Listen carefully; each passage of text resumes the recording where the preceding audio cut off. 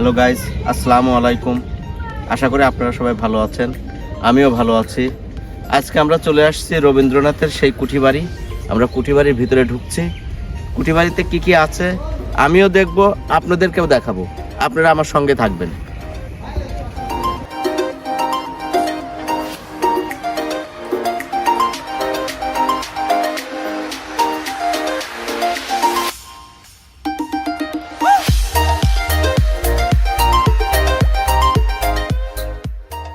আপনারা যে বিল্ডিংটা বা যে বাড়িটা দেখতে পাচ্ছেন, এটি রবীন্দ্রনাথ ঠাকুরের কাচারি বাড়ি বলতে পারেন, এবং সে ওখানে তার দাপ্তরিক কাজগুলো করতো। আমরা ভিতরে যাব এবং ভিতরে গিয়ে দেখব যে সে ওখানে কি কি জিনিসপত্র আছে রবীন্দ্রনাথ ঠাকুরের।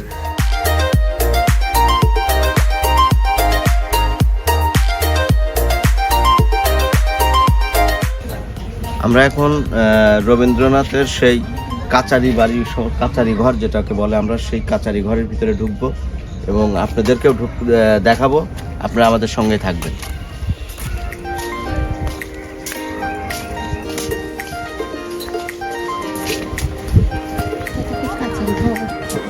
কাচারি ঘর, এবং এখানে রবীন্দ্রনাথ ঠাকুর তার লেখাপড়া চর্চা এখানে করতো আর কি। আমরা একটু ভিতরে ঢুকে এবং আপনাদেরকেও দেখাই।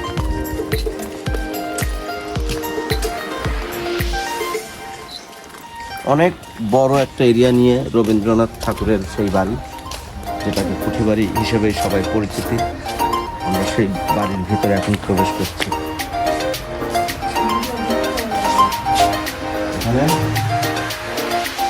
আমরা সেই রুমের ভিতরে ঢুকেছি। আসলে রুমের ভিতরে ক্যামেরা দেখেই ওখানকার পাহারাদার বা যারা সংরক্ষণের কাজে ব্যস্ত তারা আমাকে বলল যে ভিডিও করা যাবে না। তারপরে যতটুকু পারছি ভিডিও করছি। ছবিটা শৈশব থেকে তার শেষ বয়স পর্যন্ত ওখানে ছবি লাগানো ছিল। আর এখানে বিভিন্ন চেয়ার টেবিল দেখা যাচ্ছে, যেগুলো দিয়ে তার দাপ্তরিক কাজগুলো সে চালাতো সেইগুলো, এবং নদী পারাপারের যে নৌকাগুলো তারা ব্যবহার করতো, স্পিড বোট ব্যবহার করতো।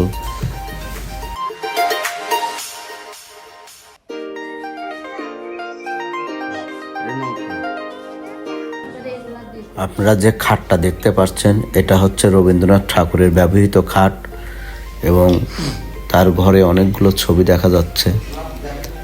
আমরা লুকিয়ে লুকিয়ে যতটুকু ছবি তোলা যায় তুলছি।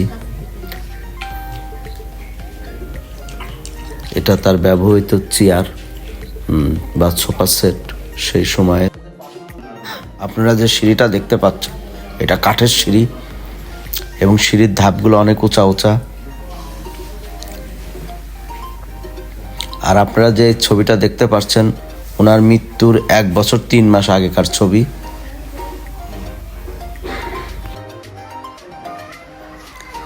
আমরা এখানে কিছু পর্যটককে দেখতে পাচ্ছি, বিদেশি পর্যটক। এই পর্যটককে দেখে সুমি তাদের সঙ্গে ছবি ওঠার কথা বলল, এবং তাদের সঙ্গে ছবি উঠল। আমরা রবীন্দ্রনাথের যে কুঠিবাড়িতে আসছি, সেই কুঠিবাড়িতে দেখছি পদ্মফুল, একটা পুকুরে অনেক পদ্মফুল। আমরা সেই পদ্মফুলের দৃশ্যগুলো ধারণ করছি এবং আপনাদেরকে ঘুরে ঘুরে দেখানোর চেষ্টা করব এই রবীন্দ্রনাথ ঠাকুরের বাড়িতে কি কি আছে। এবং আমরা পাশে আরেকটা পুকুর দেখতে পাচ্ছি, এবং আমার সঙ্গে আসছে সুমি আসছে, ইউসুফ বাবু আসছে।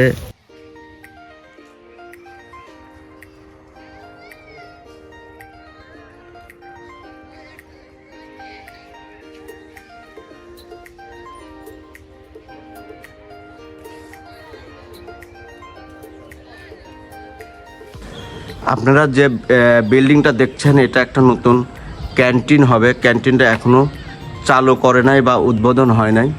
উদ্বোধন হলে এটা জনগণের জন্য উন্মুক্ত করবে, বা এখানে যারা ট্যুরিস্ট আসবে তাদের জন্য এটা উন্মুক্ত করবে। এই কারণে এই বিল্ডিংটা এখনও চালু করে নাই। চালু করলে হয়তো এটা এখানে খাওয়া দাওয়ার বন্দোবস্ত হবে। আর এই পাশে যেটা দেখতে পাচ্ছেন, এটা হচ্ছে বসার জায়গা। সুন্দর পরিবেশে বসার জন্য এরকম 2টা দুইটা বসার জায়গা করছে, তার মধ্যে এই একটা দেখতে পাচ্ছেন।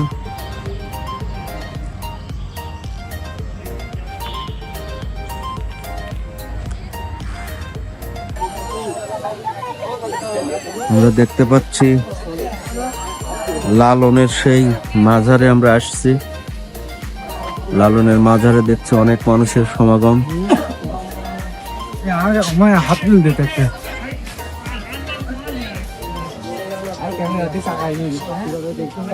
এখানে যাদের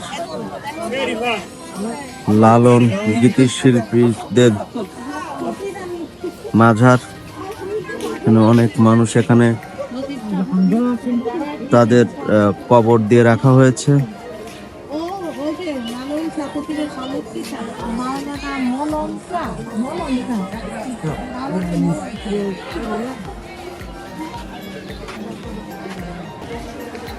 এটা লালন সেই মাজার বলেন আর লালনের আখড়ায় বলেন, সেটারই অডিটোরিয়াম। যখন লালনের মাজার বসে তখন অনেক মানুষের সমাগম থাকায় তখন আমরা আসছিলাম না। এখন আমরা আসছি এই লালনের এই আখড়ায়।